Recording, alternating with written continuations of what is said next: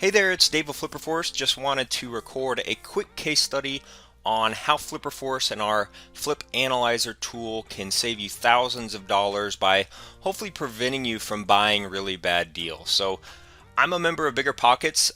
That's a real estate social network that has some forums where users can ask questions and get feedback from other real estate investors and professional house flippers. So if you aren't a member of BiggerPockets, I'd recommend signing up so that way you can network with other investors like me and ask questions and learn how to flip houses. So I saw a user ask a question on the Rehabbing and house flipping forum about a potential deal that they were looking at. And he basically said that he found the deal and he thought he could purchase the property for $260,000, put $30,000 in renovations into the property, and then resell the property for $330,000 and hopefully make a $30,000 profit on the deal. And so he said that he had only assumed additional costs of about $10,000. So that was going to be assumed for his buying costs and then his points and interests that he would be paying to his lender. So I had chimed in on the forum and I said that I was a little concerned about the additional costs that he had included in his analysis. I thought that it seemed extremely low and that there was actually probably only around $6,000 profit in the deal. So I just wanted to run this potential flip opportunity through our Flip Analyzer tool real quick and show you how our Flip Analyzer tool can keep you from buying bad deals and hopefully save you thousands of dollars and really months of your time flipping a house that is actually a flop. So I've got open our Flip Analyzer tool here. This is basically just a step-by-step calculator that helps you calculate the profitability of your deals, and it also recommends a maximum purchase price that you should offer for the property. So it all starts with the after repair value. So in this scenario, the poster had assumed that the property was going to be worth about $330,000 after they made the renovations to the property. They were going to purchase the property for $260,000, and then they were going to put $30,000 in repairs into the property. So let's just plug in $30,000.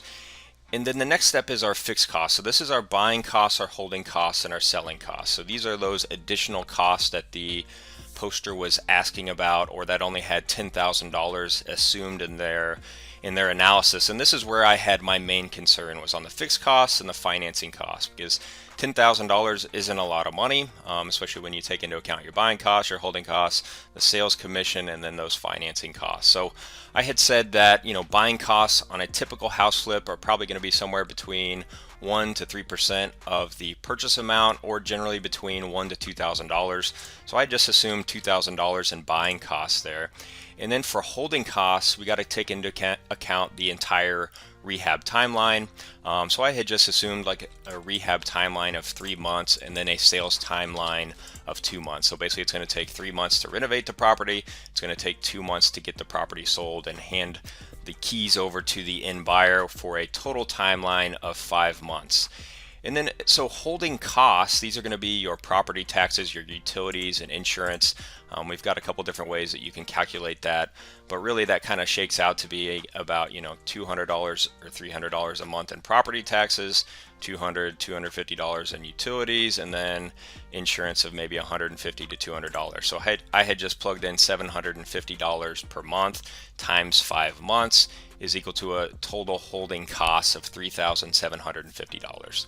So one of the things that they had mentioned on the selling costs was that they are actually an agent and they're going to be selling the property themselves, so they can actually save on the sales agent's commission. But one of the things I said was you're also going to have to be paying the buyer's agent's commission. So just because you're going to be saving on your commission, you're still going to have to pay the buyer's agent's commission. And then there's going to be small miscellaneous costs that go into that. So if they do pay the buyer's agent's commission of 3%, plus maybe 1 to 2% of just miscellaneous closing costs, I had plugged in a 4% of resale amount for the selling costs. You can do a detailed breakdown here and really kind of get detailed in that. But again, I just assumed 4% of the resale amount. So 4% of the resale amount of $330,000, you can see that's already $13,200 right there for selling costs.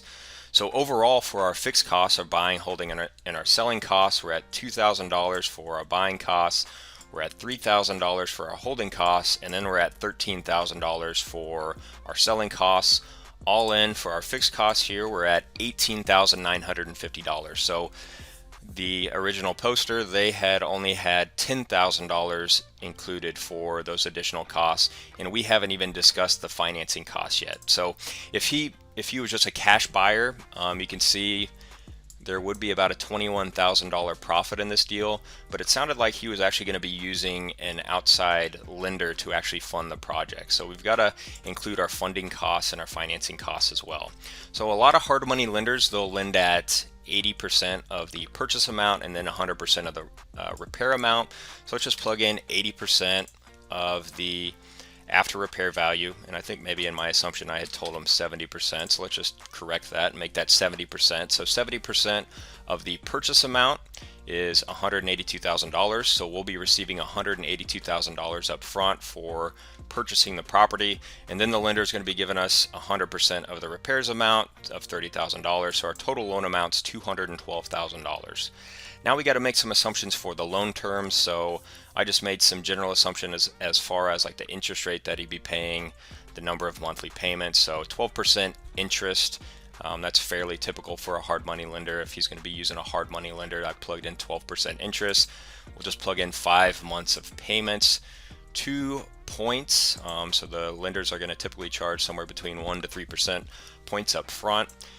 And then I didn't even plug in other costs, but there is probably going to be some other miscellaneous costs that he's going to have to pay for financing the project. There's going to be some miscellaneous fees, some underwriting fees. There's going to be lender draw inspection costs, stuff like that. So really we should probably plug in something there, but I didn't include that in my answer to his response. So let's just leave it as is, but you can see we've got $14,840 here in financing costs.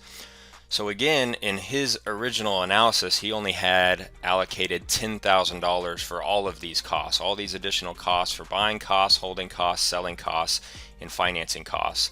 And right now we're up to about $32,000 total between our buying costs, our holding costs, our selling costs, and financing costs. So now you can see we've only actually got $6,000 in this deal. So he was thinking that he actually had $30,000 profit in this deal. But when you actually go and run the numbers of the actual buying costs, the holding costs, the selling costs, and the financing costs, there's only $6,000 profit left. So this is actually probably a pretty bad deal. He was thinking that he was going to have $30,000 in profit in this deal, and he's only got $6,000. So let's go over to the final step. This is the final step where you can input the desired profit, and then our calculator is going to recommend a maximum purchase price that you should offer for the property. So it sounded like he wants to make $30,000 on the deal and he'd be happy with that. So let's just plug in a desired profit of $30,000, and now that's going to recommend a maximum purchase price. So what this is telling us is basically the recommended maximum purchase price that he should offer for this property is $236,000, but he's currently assuming that he's going to buy it for $260,000. So that's what this is showing you over here on the results page. So you can see the current profit results based upon the purchase price of $260,000. We've actually only got $6,000 in profit in this deal, but if he does want to make a desired profit of $30,000, he really needs to offer no more than $236,000. So if he wants to make $30,000 on this deal like he was thinking he was going to be making, then he can offer no more than $236,000. So that's a big problem that a lot of new house flippers get themselves into. They end up overpaying for a property because they didn't take into account all of the costs for buying the property, holding onto the property for the 5-month renovation period, selling the property, paying for your sales agent's commissions, your buyer's agent's commissions, and then taking into account the expensive financing costs that you might have to pay if you are using an outside lender. So you can see that's scenario right there. Hopefully the original poster will offer $236,000 instead of offering $260,000, and our analysis and our flip analyzer tool here just saved that person $24,000 if they used our calculator to analyze this deal, or at the very least it prevented them from buying a very bad deal, and hopefully they can move on to the next deal and actually buy a deal that's actually a good deal. So hopefully that shows you how our Flip Analyzer tool can be used to analyze the profitability of your deals and then recommend a recommended maximum purchase price. So that way you're buying good, profitable deals and not buying bad deals. If you have any questions, let me know.